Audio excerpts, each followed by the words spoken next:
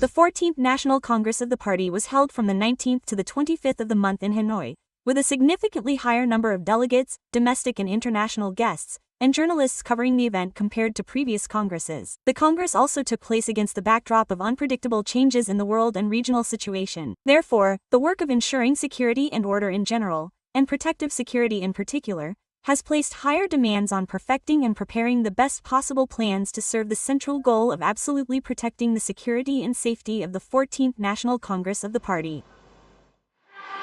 As a member of the Security Subcommittee, the Guard Command proactively assessed the situation, coordinated with functional units to conduct field surveys of the delegates, residences, travel routes, and the Congress venue. Based on this, 3 plans and 2 protection schemes were issued with the motto of preventing threats early and from afar, resolutely avoiding any unexpected or passive situations, even the smallest ones. This included surveying, arranging, and deploying transportation, accommodation locations, implementing plans for designing and printing, controlling various types of cards and badges, and conducting security checks to ensure the safety of all locations serving the Congress.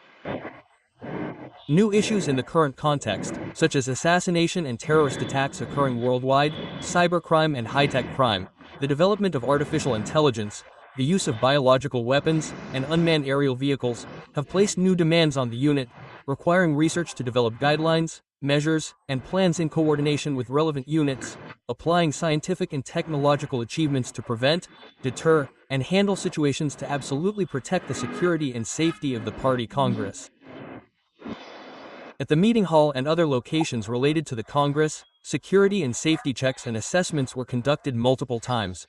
Previously, units under the Security Guard Command had also organized training and exercises on handling professional situations to ensure the security and safety of the Congress.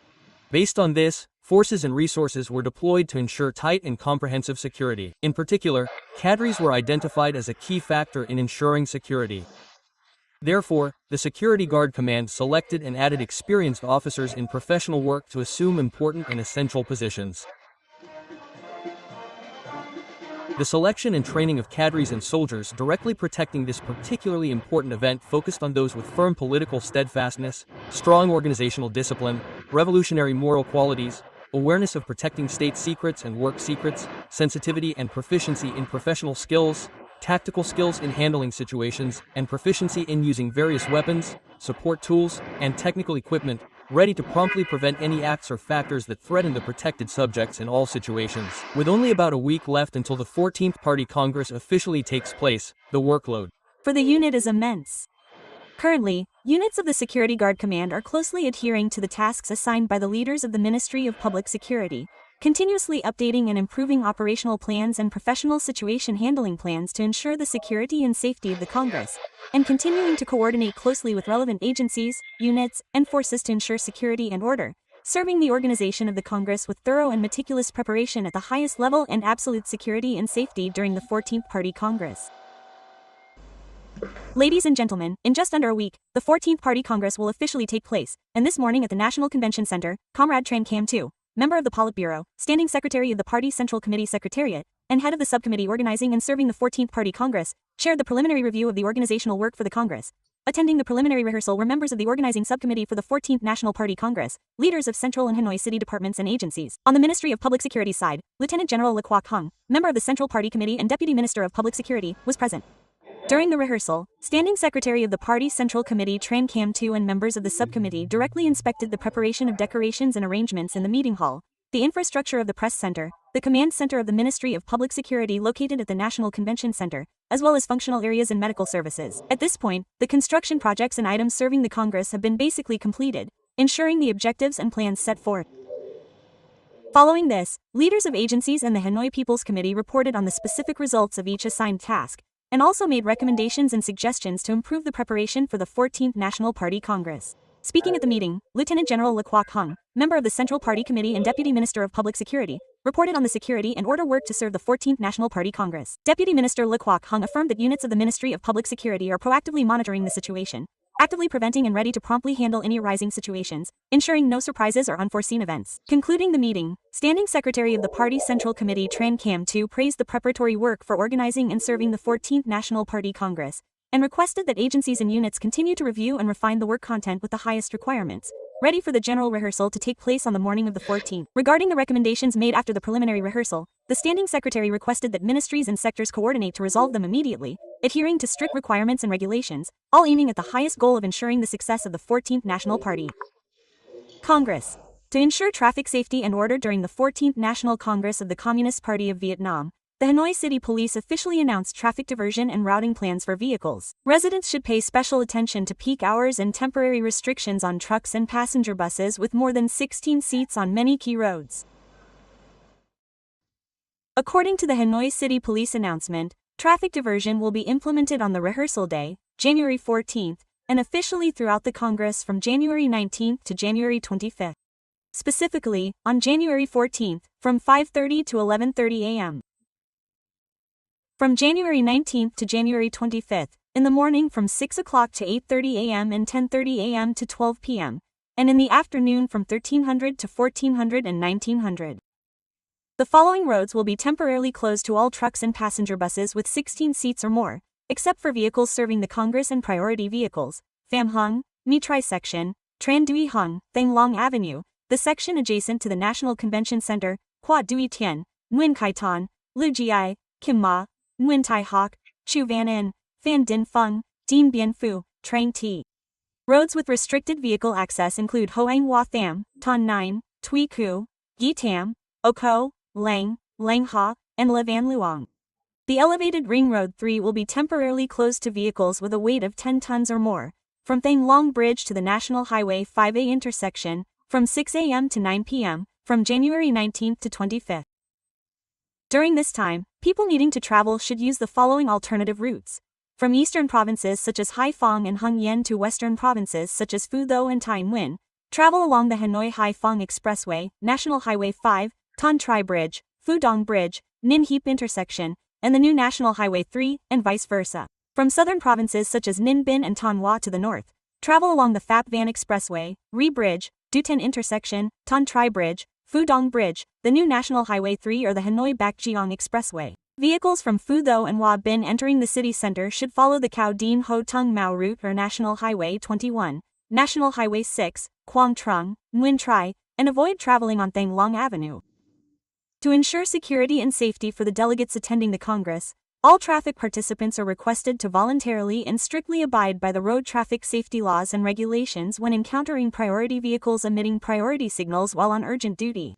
They should immediately change direction to the nearest crossroad or intersection, following the instructions of the authorities to give way to the priority convoy. The Hanoi City Police announced this for all traffic participants to be aware, proactively choose appropriate routes and travel times, and assist the police force in completing their duties.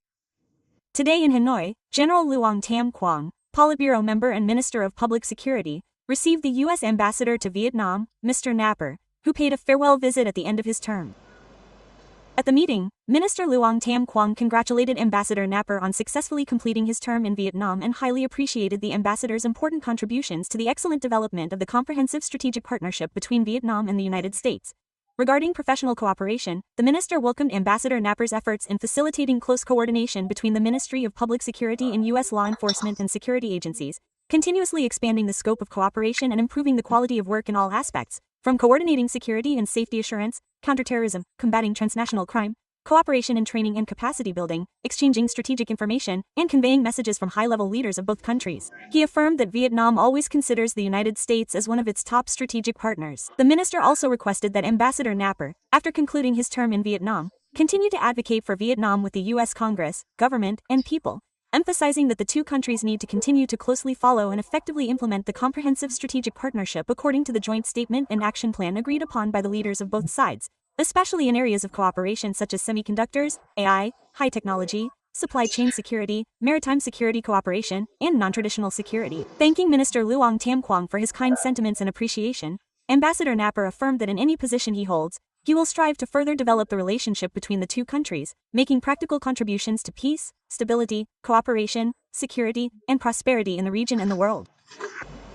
Today, at the Ho Chi Minh National Academy of Politics, the Central Theoretical Council, in coordination with the Ministry of National Defense, the Ministry of Public Security, and the Ministry of Foreign Affairs, organized a national scientific conference on the theme of building a national defense posture in the current situation. Some theoretical and practical issues. The seminar was chaired by Professor Dr. Nguyen Xuan Thang, member of the Politburo, Chairman of the Central Theoretical Council, Director of the Ho Chi Minh National Academy of Politics, Lieutenant General, Dr. Le Hoi Vin, Member of the Central Committee of the Communist Party of Vietnam, Deputy Minister of National Defense, Lieutenant General, Professor, Dr. Nguyen Van Ton, Vice Chairman in charge of the Central Theoretical Council, and Ms. Le Thi Tu Hang, Deputy Minister of Foreign Affairs.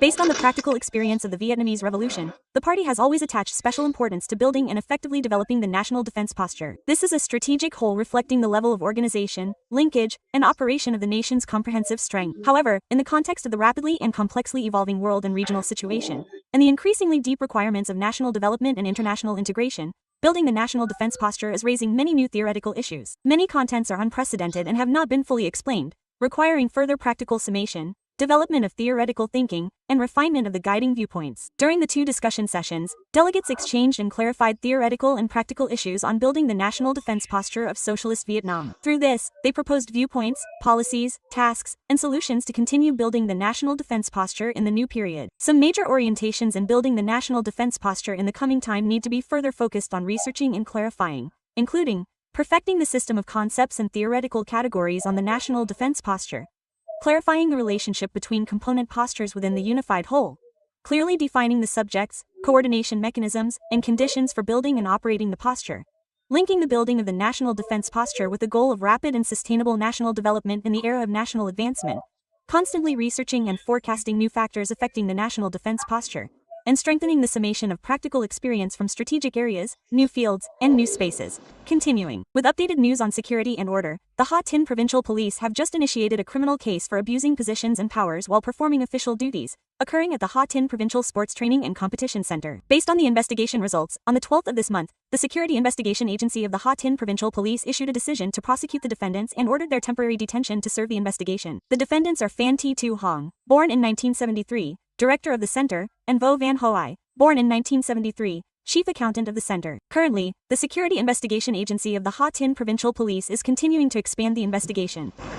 After nearly a week of trial, this afternoon, the Ho Chi Minh City People's Court announced the verdict for the defendants in the bribery case that occurred at the 504 Volts Motor Vehicle Registration Center in Ho Chi Minh City. The court sentenced defendant Nguyen Xuan Hai, former director of the 504 Volts Registration Center, to 7 years in prison for receiving bribes. Defendant Chu Din Heap, former deputy director of the center, also received the same sentence of 7 years in prison. Defendant Ho Ang Tuan An, head of department, currently at large, was sentenced to 15 years in prison for receiving bribes. According to the court, the defendants' actions were particularly serious and dangerous to society. The defendants, former leaders and inspectors of the 504 Volts Registration Center, committed organized crimes that directly affected social order and safety and the reputation of state management agencies. Defendant Nguyen Xuan Hai played the role of mastermind and leader, directing all illegal activities at the center. Based on the collected evidence and testimonies at the trial, the court concluded that defendant Hai allowed inspectors to receive bribes from vehicle owners to overlook technical faults during inspections. In addition, defendant Hai also allowed repairmen to repair vehicles right on the inspection line to avoid having to re-inspect them according to regulations. The total amount of bribes received by the vehicle inspectors at the 504 Volts Vehicle Inspection Center amounted to 6.3 billion Vietnamese dongs. The Drug Crime Investigation Police Department, in coordination with other professional departments of the Hai Phong City Police and local police units, recently organized a comprehensive drug testing campaign for workers concentrated in industrial zones in the western area of the city. More than 400 officers and soldiers, in coordination with the city police's professional departments and local police, formed 3 working groups to inspect boarding houses in Lai Ki, Mao Diem, and Cam Giang communes. Currently, in the western area of Hai Phong City, there are approximately 20 industrial zones with a total area of 11,298 hectares, including many large industrial zones such as Dian, Dian 2, Lai Vu, Phu Thai, Nam Sac, Kim Ton, and VIP Hai Duong, with a total estimated workforce of 26,600 people. Among them, some workers from other provinces pose a potential risk of drug addiction, illegal drug use, and criminals taking advantage of industrial zones and projects with a large concentration of workers to engage in criminal activities. Through the inspection and drug testing, the police will be able to accurately assess the situation and thereby propose effective preventative and combat measures. There is only more than a month left until the Lunar New Year. According to the pattern, crimes related to illegal firecrackers always contain many complex elements. In Quang Trac Commune, Quang Tri Province, the police force promptly prevented a group of students from following online videos and manufacturing a large quantity of illegal firecrackers. At approximately 3 p.m. on May 9, 2026, during a patrol, the Quang Trac Commune police discovered a student born in 2009 in possession of a cylindrical object suspected to be a homemade firework. Based on initial statements, the Quang Trac Commune police continued to expand their investigation, identifying other related individuals, all of whom were students. At the police station, the students confessed that they had watched instructional videos and purchased materials on social media to make the fireworks. 1. Student stated, "I just wanted to make fireworks for fun, so I watched and followed the instructions to make them explode for fun." They ordered all the materials online, including sulfur powder, potassium chloride, and other explosive materials. They used student notebook paper to roll the fireworks and then mix the chemicals together to create the explosive charge. From the time they started making the fireworks until they were apprehended by the police, they had made 74 fireworks, the heaviest weighing 1.5 kilogram. These innocent statements only heightened concerns, as authorities seized 74 homemade fireworks of various sizes from the students' homes, totaling approximately 8 kilogram. Notably, one firework weighed over 1.5 kilograms, a quantity sufficient to cause serious consequences if an explosion occurred. Currently, the Quang Trac Commune police are continuing their investigation and completing the case file for processing according to the law, while also increasing awareness campaigns to prevent firework use in the area. The students purchased all the materials for making the fireworks online, including sulfur powder, potassium chloride, and other explosive materials. They used student notebook paper to roll the fireworks and then mix the chemicals to create the explosive charge. The consequences of students using these fireworks are very dangerous, producing loud explosions that could endanger the lives of the students and those around them, according to the authorities. A worrying issue currently is that many video clips instructing how to make firecrackers are still spreading on social media, appealing to the curiosity and adventurous spirit of teenagers. The boundary between watching for information and trying it out is very thin, but the consequences are anything but insignificant. The incident in Quang Trac Commune is once again a warning bell for families, schools, and society as a whole. Managing and educating children cannot stop at mere reminders. It requires close attention and timely detection of unusual behaviors so that the joy of Tet, Lunar New Year, is not replaced by regrettable dangers.